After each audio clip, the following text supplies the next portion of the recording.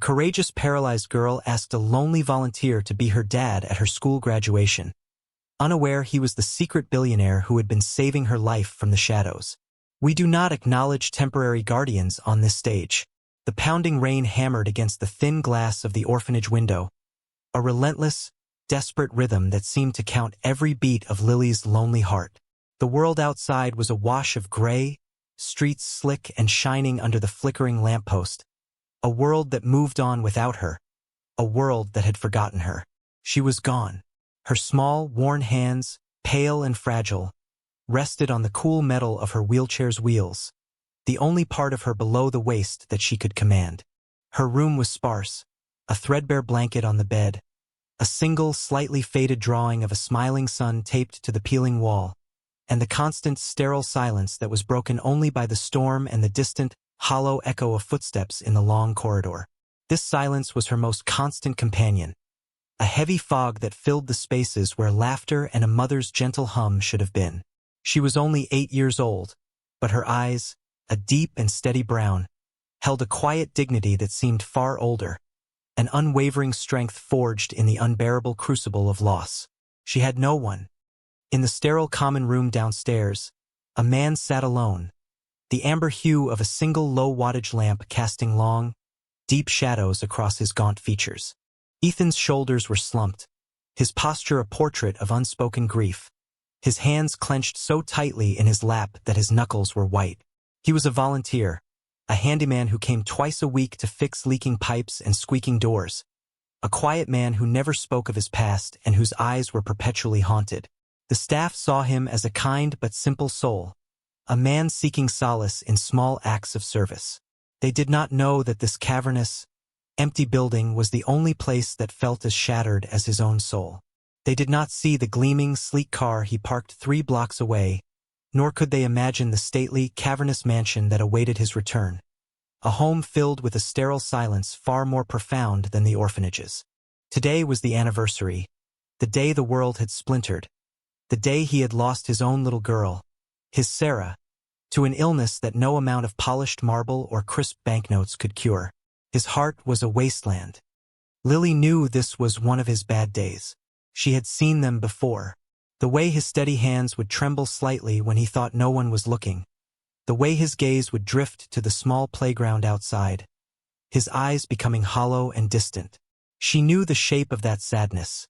It was a ghost that lived in her own chest, too.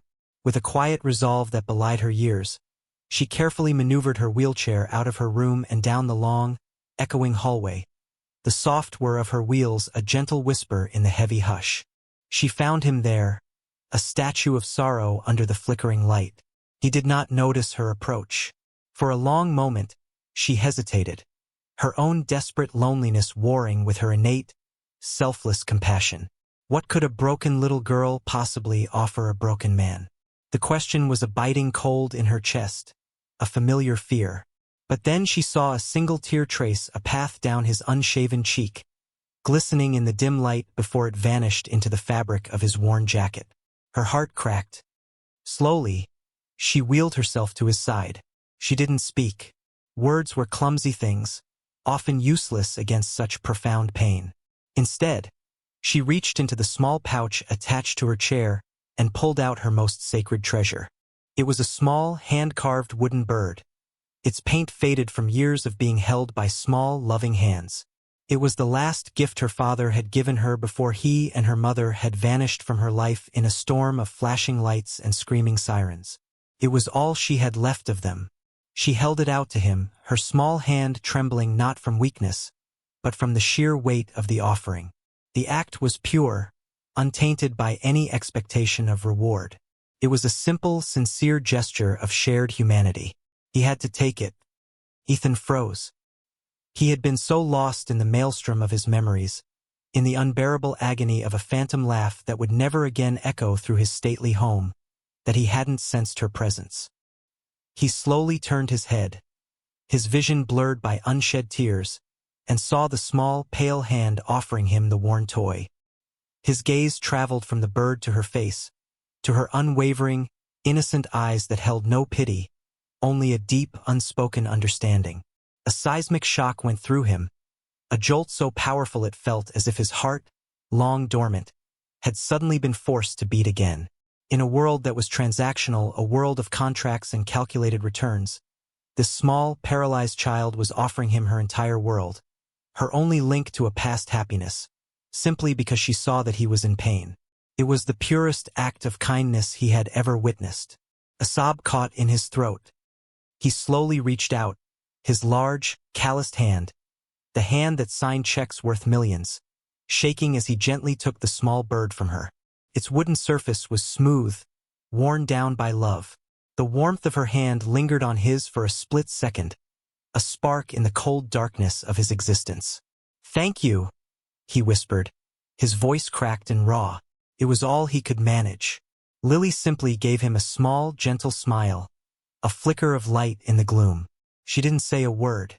She just nodded, her duty done, and quietly wheeled herself away, leaving him clutching the little wooden bird as if it were a sacred relic. He didn't know it yet, but this moment would change everything. The quiet girl in the wheelchair had just handed him a reason to live again. He had a new purpose. The weeks that followed were a blur of renewed hardship for Lily. A crisp, official-looking letter arrived one morning, its sharp-edged font spelling doom for the dilapidated orphanage. The city had sold the land to a developer, and the facility was to be closed within the month. The news fell like an axe, shattering the fragile stability of the children's lives. Panic, a cold and creeping thing, spread through the corridors. The other children, healthier and with clearer family connections, were quickly placed in foster homes. But Lily, with her complex medical needs and non-existent family record, was a difficult case. She was an afterthought, a piece of paperwork to be dealt with. She faced the prospect of being moved to a state-run institution, a place whispered about in hushed, fearful tones, a place known for its coldness and neglect. Her despair was a quiet, internal thing, but it was a weight that threatened to crush her unwavering spirit. She felt herself vanishing. Ethan, during his volunteer visits, saw the change in her. The light in her steady eyes had dimmed, replaced by a brittle fear. He tried to offer comfort, but his words felt as hollow as the now empty rooms around them. The day of their separation was thick with unspoken goodbyes. The last of the other children had been taken away, and a sterile silence had finally claimed the building. Lily was waiting in the foyer, her few belongings packed into a small, worn bag on her lap. A stern-faced social worker stood impatiently by the door. Ethan knelt before Lily's wheelchair, his chest tight with a familiar, unbearable ache of impending loss. He felt as if he were losing his own daughter all over again. He pressed the small wooden bird back into her hand. "You keep this," he said, his voice thick with emotion. "It's yours. It will keep you safe." She clutched it tightly, her small knuckles white. "Will I see you again, Ethan?" she asked, her voice a fragile whisper. The question splintered the air between them. He wanted to scream yes, to promise her he would move mountains to find her. But in his guise as a simple handyman, what promises could he make? "I will try," he said, the words tasting like failure. "I will try my best," he had to leave. As the government vehicle pulled away with Lily inside, Ethan stood on the curb, the pounding rain starting to fall again, soaking his threadbare jacket. He watched until the car was a distant red speck, and then it was gone. Total silence. But this time, the despair that washed over him was different. It was not the passive, hollow grief he had nursed for years. It was an active, burning rage. A new, commanding resolve settled over him, as solid and cold as steel. He would not lose another child.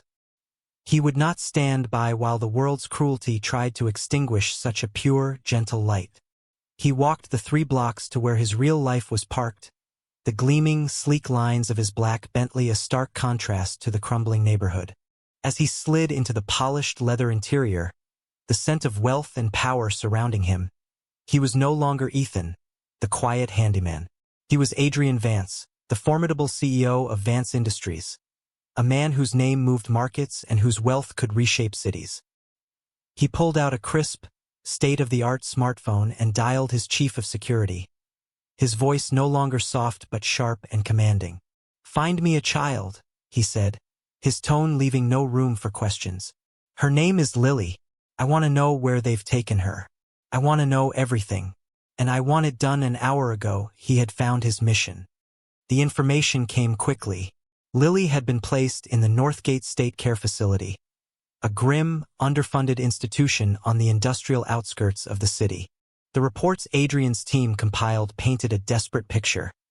Overworked staff, inadequate resources, and a pervasive atmosphere of hopelessness. A cold fury settled deep in Adrian's bones. From his ornate, cavernous office on the top floor of a gleaming skyscraper, a world away from the grime of Northgate, he began to move his pieces across the board. He operated from the shadows, a hidden savior cloaking his actions in layers of corporate philanthropy and anonymous donations.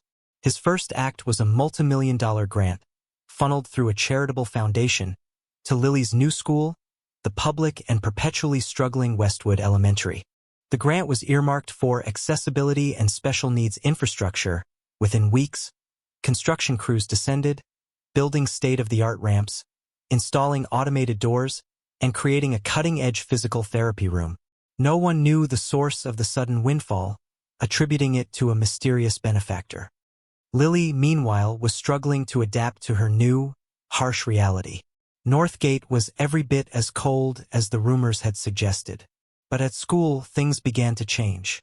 One day, a brand-new, custom-built motorized wheelchair appeared in her room at the facility, delivered with a simple note that read, "For a girl with a strong spirit, it was lighter, faster, and gave her a degree of independence she had never dreamed of." A few weeks later, a gleaming new tablet computer arrived, preloaded with advanced educational software and creative tools that allowed her to draw and write with ease.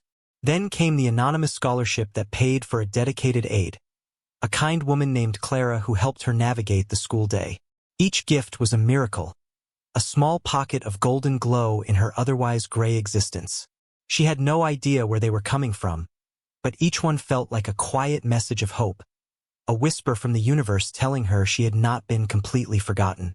She held onto her little wooden bird and prayed for the quiet handyman, wondering if he was okay. Adrian watched from a distance, his heart aching with a tender, protective warmth. His security team provided him with daily updates, photos, and even discreet video feeds.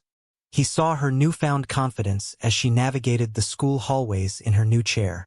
He saw the spark of joy in her eyes as she discovered a talent for digital art on her new tablet. But it wasn't enough. The reports about Northgate grew more and more concerning. He knew he couldn't just shower her with gifts. She needed a human connection. She needed Ethan.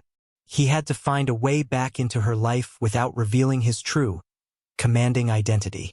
The opportunity came in the form of a volunteer program at Westwood Elementary.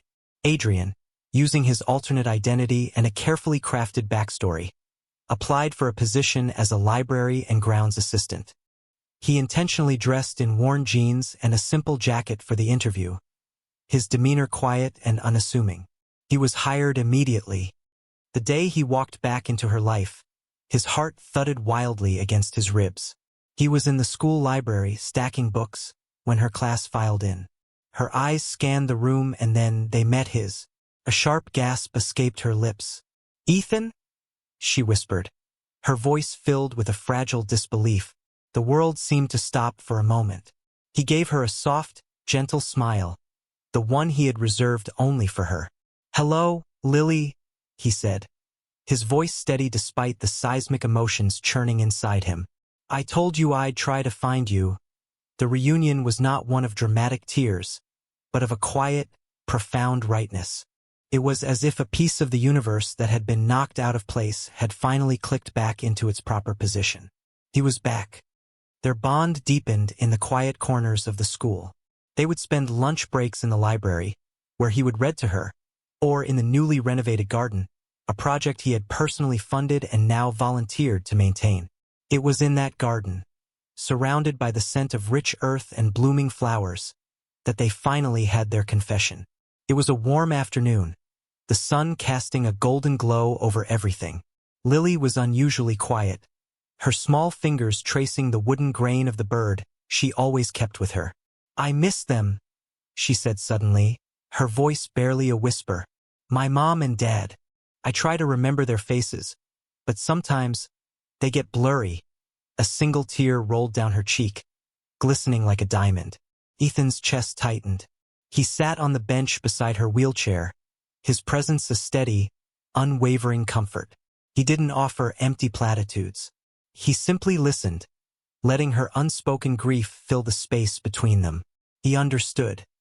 I had a daughter once, he said, his voice low and raw with a pain that was still fresh. Her name was Sarah. She loved to draw just like you. She had hair the color of sunlight and a laugh that could make the saddest day feel bright. He paused, swallowing the lump in his throat. She got sick, and no matter what I did, I couldn't make her better. I miss her every single day. He didn't tell her about the millions spent on doctors, the specialists flown in from around the world. He just shared the simple human core of his tragedy, the part of his story that mirrored hers. Lily looked up at him, her own eyes shimmering with tears, not just for herself, but for him. She reached out her small hand and placed it on his arm, a gesture of profound empathy. In that shared, sacred moment of vulnerability, their bond was forged into something unbreakable. He was no longer just a kind volunteer, and she was no longer just a lonely little girl. They were two shattered souls who had found a way to piece each other back together. He was her Ethan. She was his Lily. They had a family. The day of Lily's 5th grade graduation arrived, a sun-drenched afternoon in early June. The air was thick with the scent of cut grass and the excited chatter of families. For Lily, it was a monumental achievement. Despite all her hardships, she had excelled, earning top honors.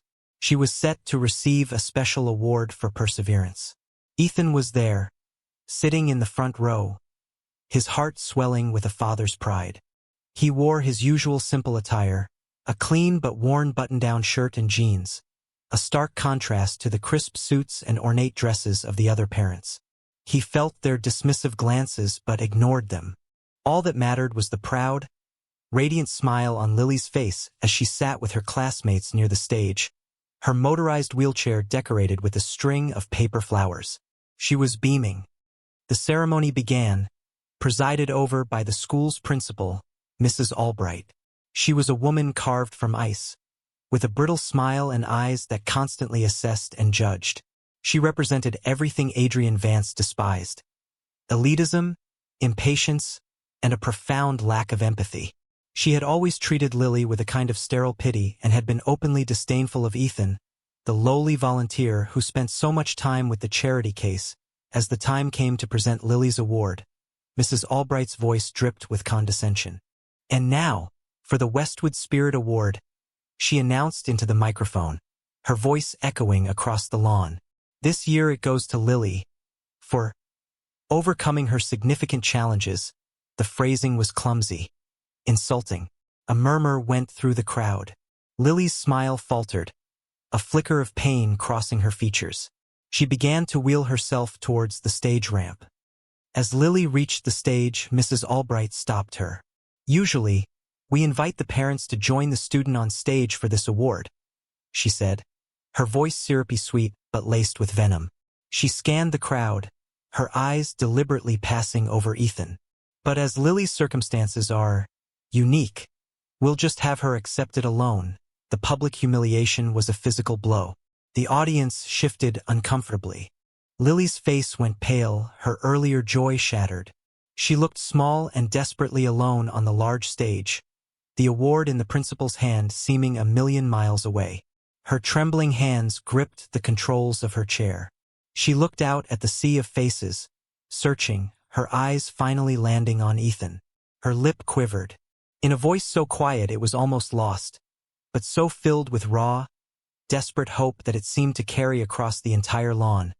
She looked at him and asked, "Ethan, will you be my dad today?" The world stopped. A profound, cathartic stillness descended. Ethan's heart thudded in his chest, a war drum calling him to action. That was it. That was the moment the dam of his restraint finally broke. He stood up. Every eye in the audience turned to him, this simple, unassuming man in worn clothes. Mrs. Albright's face curled into a sneer. "Sir, I must ask you to sit down," she hissed into the microphone. "This is for family only. We do not acknowledge temporary guardians on this stage." But Ethan was already moving. He walked towards the stage not with the hesitant shuffle of a handyman, but with a commanding, unwavering stride that seemed to alter the very air around him. The change was seismic. His shoulders straightened, his gaze became sharp and focused, and an aura of immense, quiet power emanated from him. He was no longer Ethan. He was Adrian Vance. He ascended the stage steps, his presence so powerful that Mrs. Albright involuntarily took a step back, her condescending smirk faltering into confusion. He calmly took the microphone from her hand. Total silence. "My name," he began, his voice calm but resonating with an undeniable authority that captivated the entire audience, "is Adrian Vance." A collective gasp rippled through the crowd, especially among the wealthier parents who knew that name. It was the name of one of the most powerful and reclusive philanthropists in the country. Mrs. Albright's face went white, a mask of pure shock. "I am the founder of the Vance Foundation, the anonymous benefactor who funded this school's new accessibility wing, the new library, and the technology program." He paused, letting the weight of his words sink in. He then turned his gaze from the stunned principal to the audience, his eyes filled with a cold fire. "But I am not here today as a benefactor. I am here as a father." He walked over to Lily, who was staring up at him with wide, disbelieving eyes. He knelt down beside her wheelchair, so their faces were level, his expression softening into one of pure, tender love. "You ask if I will be your dad today, Lily?" he said, his voice now gentle, for her ears only, yet it was carried by the microphone to every corner of the lawn. "The answer is yes. Today, tomorrow, and for every day after that, if you'll have me. You are the most courageous, selfless, and dignified person I have ever known. You taught me how to live again. It would be the single greatest honor of my life to be your father." Tears streamed freely down Lily's face now, but they were tears of cathartic joy. He stood up and faced Mrs. Albright again, his voice dropping to a dangerously quiet, commanding tone. "This award is for perseverance. But you, Madam Principal, know nothing of the word. You see a challenge, a charity case. I see a hero. You see a girl who is alone. I see the daughter I have been searching for my entire life. Your cruelty, your elitism, and your complete lack of compassion have no place in an institution dedicated to educating children." He turned to the school board president, who was sitting in the front row looking utterly horrified. "As of this moment, the Vance Foundation is withdrawing all current and future funding from this school until Mrs. Albright is permanently removed from her position." The declaration was an explosion. Mrs. Albright looked as if she had been struck by lightning. She opened her mouth, but no sound came out. She was finished. Adrian then turned back to the audience, his voice ringing with clarity and purpose. "I am also announcing the formation of a new organization, the Lily Foundation for Children, which will be dedicated to ensuring that no child with special needs is ever made to feel like they are a burden or an afterthought." He looked down at Lily, his eyes glistening. "And its first official act will be to facilitate an adoption. Mine." He knelt again and took her small hand in his. "Lily," he said, his voice cracking with emotion, "will you let me adopt you? Will you be my daughter? For real?" Through her tears, she nodded, throwing her arms around his neck as best she could from her chair. "Yes," she sobbed into his shoulder. "Yes, Daddy." The word, so simple, so profound, echoed in the silent air. It was the sound of a family being born.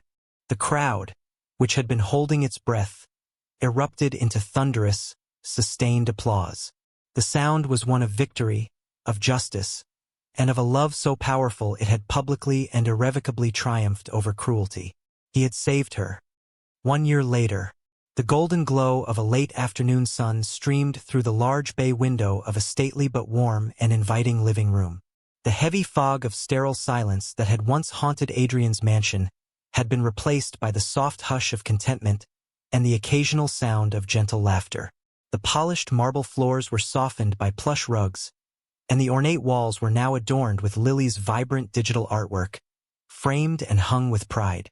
Lily, now 9, sat by the fireplace, her new, state-of-the-art wheelchair parked beside a comfortable armchair where Adrian was reading a book. She was no longer a pale, fragile child, but a girl full of life and color, her cheeks rosy with health, her eyes bright with an innocent joy that had finally been allowed to blossom. An advanced set of robotic leg braces, the latest in medical technology, lay on the floor beside her. With Adrian's help and the best therapists in the world, she was slowly, painstakingly learning to stand. "Daddy," she said, her voice clear and confident, "can we go to the garden?" He looked up from his book, a sincere, easy smile gracing his features. The haunted look was gone from his eyes, replaced by a deep and abiding peace. "Of course, little bird," he said, using his favorite nickname for her, a nod to the small wooden toy that now sat in a place of honor on the mantelpiece, a sacred symbol of their beginning. He helped her into her braces, his movements practiced and tender. With his steady arm for support, she took a few faltering steps towards the French doors that led outside. Each step was a victory, a testament to her unwavering spirit and his unwavering devotion. Their garden was a masterpiece, a riot of color and life that they had designed and planted together. They stood on the stone patio, watching as the sun began to set, painting the sky in hues of orange and pink. Her head rested against his side, his arm wrapped securely around her shoulder. They were not a savior and a sufferer anymore. They were simply a father and a daughter, two souls who had found their home in each other. Their shared past a testament to the undeniable power of a single, selfless act of kindness. They were whole.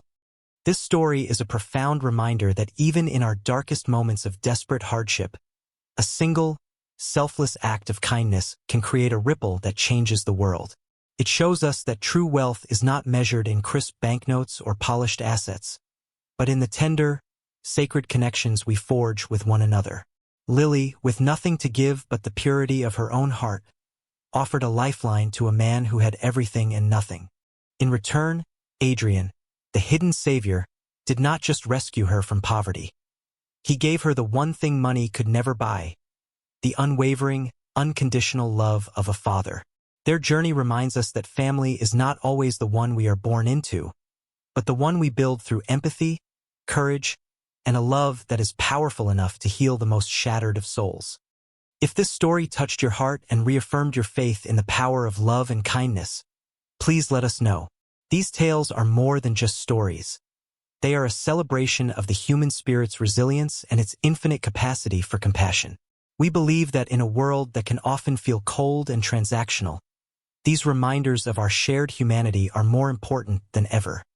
For more soul-stirring and heartwarming stories that will inspire you and restore your faith in the good of the world, please like this video, share it with someone who needs a little hope, and subscribe to Soulful Love Tales.